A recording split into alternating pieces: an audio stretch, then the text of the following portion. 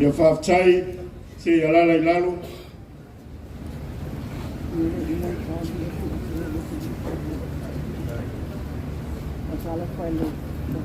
Ia wala au whaarolo tuloi le siunga di ofisili minga tangata whaamai moa. Ia o kumitfoi o te wila o fiunga tule fua ule amtalia o le tātou por kalame I le neta lao.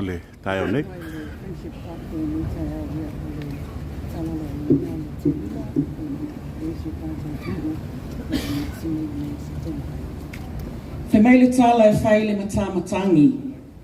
E le fea ngai vini matapanga. Talitonu o le whaatau waa. Ua whaape nā se la ngona I le nei tu waso ma le wha moe moe. Maso mātou le ato atoa. O tau pa ia wha le tala le lei. O mamalu wha le atu nuu. Ma mamalu wha le malo. O le anunu atu whaatini o tau sala. Se taimi, o na sau noa atu lea o le taitai o le malo, le afionga le tamaitai pale mia, e anga tonuina lo o tau mamalu. Ai tau ino mātou whawheiloa I atu, I le pa ia o Samoa, e le ngafa tau lima ina e so vai vai. Ua whanga poto poto e le tupua nei, ona o le Talofa, malo le soifua, malo le folau. Talofa lava and warm greetings to all our esteemed guests, dignitaries, and participants as we gather here this morning for the opening of the 34th Te Wila Festival in the picturesque Friendship Park, Matanyalalua.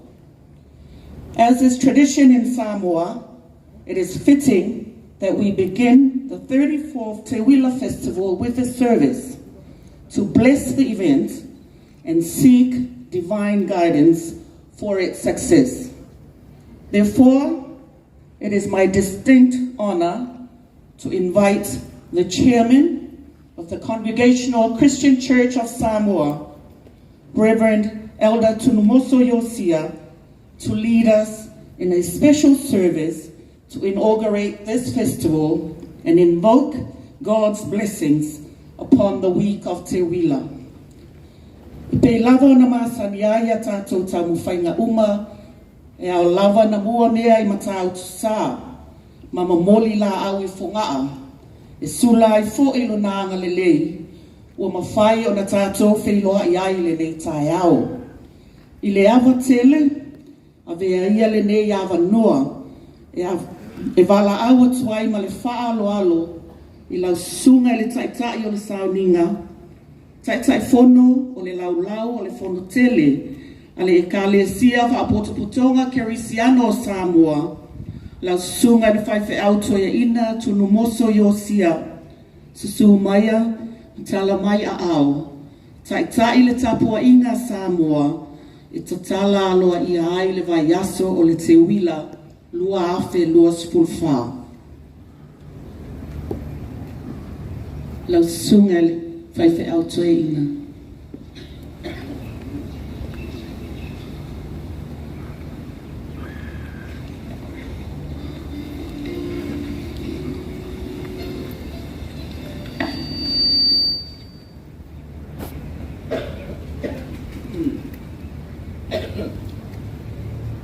Ile suafa malo tatu ali o Yesu Kristo ka fe mo tuai o ia mawalunga o tatu saminga ile ne yaso la tatu pese le tua pese vans full motor pese la teteina tatu la fa pese fa fe au per tua pulenga fare ali vans full motor pese.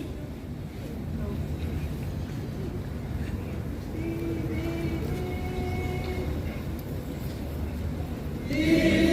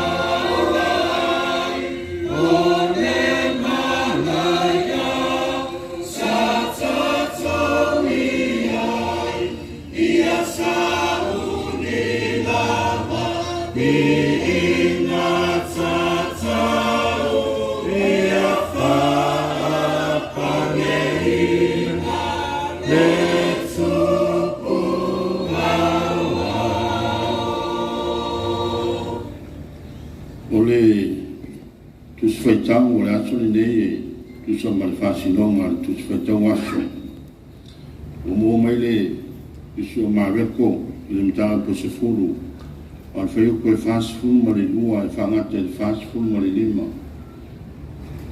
o fionga pa ia le tua a ngo wala watu Yesu ya te la to ona fa pe atu le o ia ya te la to o to no o li o nu ese wali ta i la to e o sili foi o la to o pule ya te la to ai le fa pe o to o se fia siri ya te o to ia whaiu ia ma o to o gonga o se fia mua fo ya te o to ia whaiu ia ma tautua a o to uma o wā fo i o lea tali o tangata na le sau ia ina ia o gonga tangata ya te ia ai petai ia o gonga o ia ma fo i nātu o na ora o le tongi ora mo tangata e tua tele. Our Bible reading is from Gospel of Mark, chapter 10, verses 42 to 45. But it's not so among you, but whoever wishes to become great among you shall be your servant. But whoever wishes to be first among you shall be slave of all.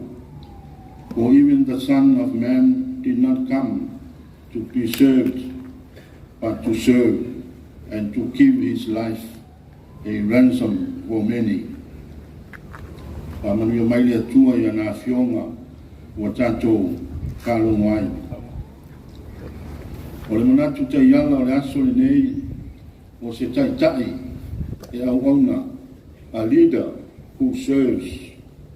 A le manatu te iala o le vai aso e leo le au auna ina, a le au auna atu. Not to be served, but to serve. Ua whātau e ina le tāu po le nei aso, le tāu o le soifua au auna. O le taitai ia au auna atu. O le au tali atu Yesu le manaonga o le whanau o sepataio. Ia nofo le tasi o ila ua le tūtau matau o le tasi le tūtau mawale. E lawa, taunu atu Yesu, o se fia siri, ia whai maawauna. O se fia mua, ia tautua. O le auauna ma le tautua, o anga ia wha Yesu. O ia tau atu lona au so, a sa vali mai, o na maua leo le file mu, ma solo le le ai, o latu wha moe moenga a nga i luma. Wa o mai fo Yesu o le taitai, o le auauna. e le whapei o ali o nu ese a li tai, ai le whapea o tau, se fia sili i ate o tau, i a whai o ia ma o tau o wauna, se fia mua, i a whai ma tau tua, o le taitai, e le au na ina, ai ia au na atu, e le ave se ai le ta unga o le tiu te whataitai, pe a au na atu, ai a tili ai o na tau le lei o ia e le li, le au na sili, pe a whai e au na atu. O le whamoe moe o le nei aso, o le te tala ina lea, o whaalinga o le te wila, o onu a wha. E leo se whamoe moe, e whaatino ina se toa tasi po se toa lua. A le whamoe moe ngā lulue o mai, tangata e toa tele, o le atu nu. O le matanga luenga, o le ofisa, o e tawha mai, mai mua mai Samoa. E ngā lulue e fōi ala la whanga mai tū malo. Mo le whaatino ina o le whaalinga o mea sina ese le atu nu. O ngāle mai moa a tangata asia si mai. Ki o lato mori mawina fōi, le ngā solonga masani o le olanga o tangata Samoa, e le maua i o lato o tunu. Pe o le iai fe au o le nei aso, o le ola au auna ma ngā lulu e whaatasi, o le au wala le e whaamanuie i nai whaamoe moanga uma, whaalinga o le te wila. Whaamanuie ina e maua, po whaamanuianga e maua, pe a whaamanuie ina ma whaafia ina tangata tā whao mai, i le whaatinonga o la tātu au nanga, i atu tusa tangata uma, pa peo na whaamanuie ina i tātu uma, ma le lalolangi atoa, i le au nanga atoa toa Iesu o tātu wali whaola. I a whaamanuia le atua, i tai o le pulenga o tangata tā whao mai mo mai. I a whaamanuia tangata ngā lulu e uma. Ai maisi o tai o le malo. I a iai whaamanuianga le atua, i a ilatou o le a whaatino ina, whaalinga, o le whaamanatuina o le te wila. I a whaamanuia lava le atua, i tai o le tātou atunu o Samoa. Manatua, o le atali o le tangata, o ia o le auauna sili, whaataitai ai no tātou mola auauna. Au wāngo fōina e ia lava, e tōngi ola ina ai Samoa. Jesus is the greatest servant. Let us follow his life, for he is the Son of Man, that he gave his life as a ransom for many. O la tātou pese le atua le pese tōn se lau lima sifuru ma le lua, tōn se lau lima sifuru ma le lua le pese o la tātou pese ai. Amen.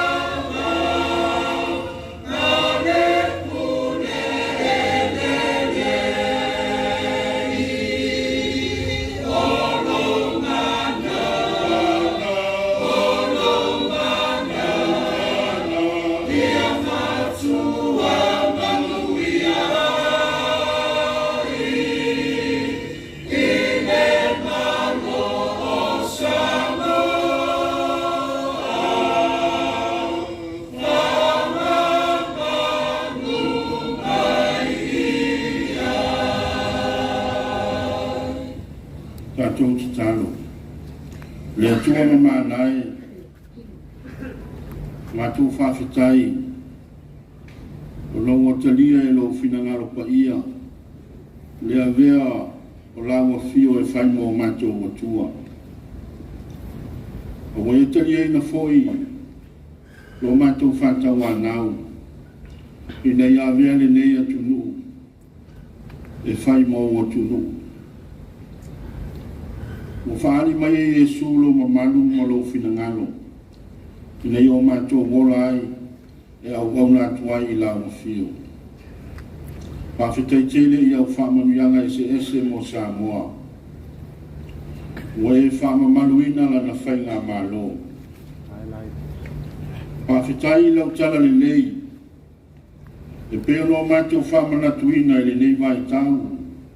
Le taunu mai o lo fina ngaro pa ia i lau ele o Samoa na talia e tupu ma tangata o le atunu leo o mātou sapi ai i manuia o lau tala le lei o lau mea lofa lea mo Samoa lea ni ia le atua i le ai lava se anga po se upu e lino i lau sila whanga whamangalo mai lau atunu e ala i lau alofa tu noa.